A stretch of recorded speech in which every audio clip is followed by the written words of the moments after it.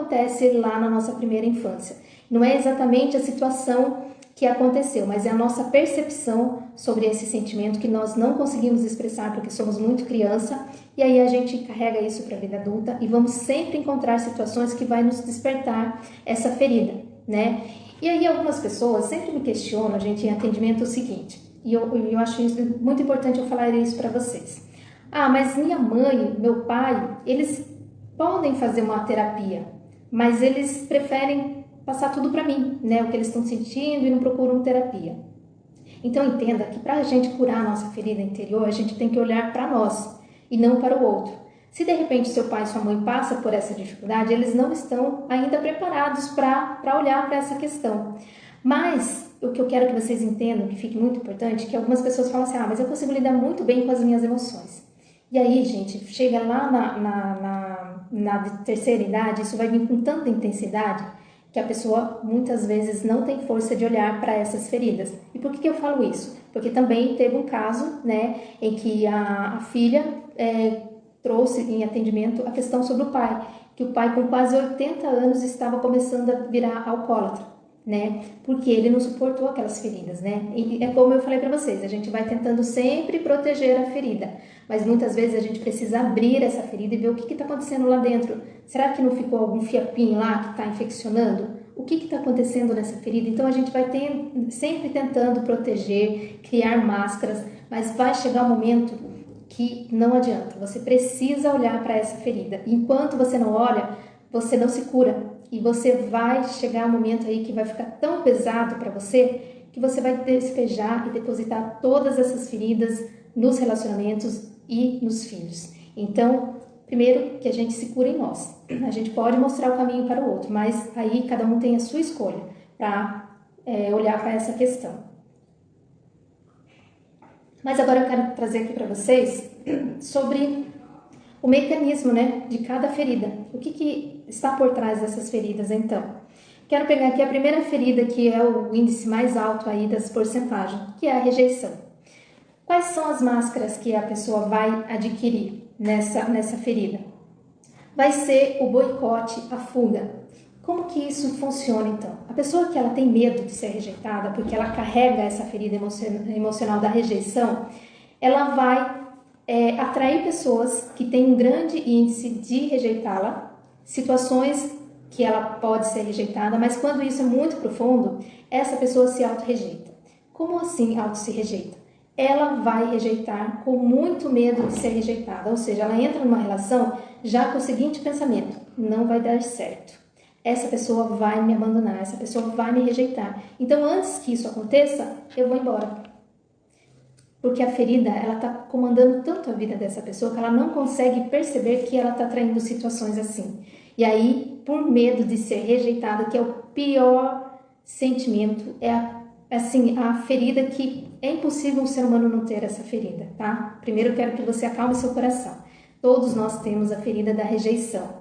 Mas quando você não cuida dessa ferida, que ela é considerada, gente, teve um cientista, né? Porque eu fui estudar, são 4 anos de estudo entre psicanálise, constelação, terapias, mas eu me aprofundo ainda mais para trazer aqui o conteúdo para vocês. E teve um cientista que falou que essa dor é tão forte que ela é considerada como uma pancada forte na cabeça. Porque assim, é a ferida mais difícil de se tratar, porque as pessoas geralmente se auto-sabotam o tempo todo, porque é uma dor muito profunda, que faz despertar as outras feridas também. Então, por isso que muitas pessoas, elas não querem tocar nesse assunto. Mas como que elas se posicionam na vida? Elas se posicionam rejeitando o outro, ou atraindo pessoas que vai rejeitá-las, né? São aquelas pessoas que sempre atraem uma pessoa...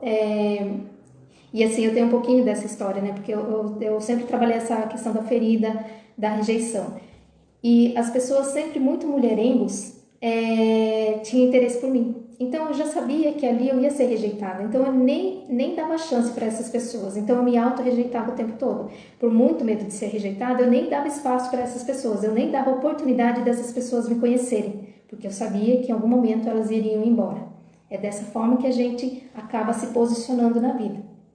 Então a gente cria um mecanismo de fuga a gente se boicota o tempo todo. E isso não é legal, porque a gente se relaciona com as pessoas o tempo todo. A melhor coisa, assim, é uma das coisas mais simples da vida é se relacionar, porque em qualquer lugar que você vá, você precisa criar relações. Não existe um ser humano que viva sozinho. A gente precisa o tempo todo se relacionar com as pessoas.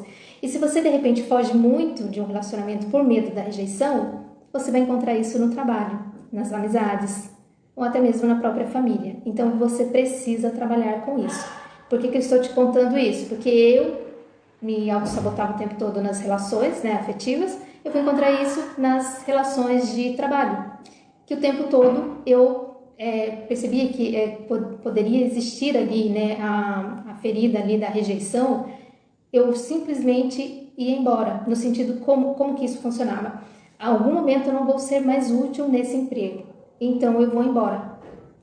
E assim, é horrível esse tipo de ferida, porque a gente deixa de viver muitas coisas por medo, por insegurança. Então por isso que é muito importante a gente encarar de frente. Mas levou anos para eu identificar isso. E hoje, com os conhecimentos que eu tenho, com esse trabalho que eu faço, não só com as pessoas, mas eu também preciso trabalhar em mim para eu estar equilibrada, para poder trazer aqui esses conteúdos para vocês, porque senão nada disso vai fazer sentido, né? Se eu não trabalhar primeiro em mim, eu não consigo ajudar ninguém se eu não estiver de uma maneira equilibrada com as minhas emoções. A segunda ferida é a injustiça. Como que as pessoas, quais são os mecanismos de defesa que as pessoas adquirem na injustiça? São pessoas muito rígidas, pessoas muito perfeccionistas, que estão controlando não, mas que estão toda hora corrigindo o outro. Porque ela passou ali por uma situação que ela acredita, né, que ela trouxe essa percepção da infância, que ela foi muito injustiçada. Então ela tenta fazer no máximo tudo certinho para que ninguém venha corrigir ela, para que ninguém venha apontar os erros dela, porque ela vai se sentir injustiçada. Né? Então essas pessoas que são muito certinhas, são perfeccionistas, que têm muita insegurança até mesmo, né, de se expor, porque elas morrem de medo de ser aí em algum momento julgadas. Vocês conhecem alguém que tenha essa ferida? Ou alguém que está aqui na live identificou já que tem essas feridas? Melhor, quais feridas vocês acham que vocês têm? Eu ainda nem falei das outras, mas eu gostaria que vocês me contassem. Vocês conseguem perceber aí qual é a ferida emocional? Porque nós temos várias, né? Podemos ter as 5 feridas emocionais, mas sempre tem a feridona, aquela que é assim muito forte em nós, que sangra mesmo. Quero saber de vocês.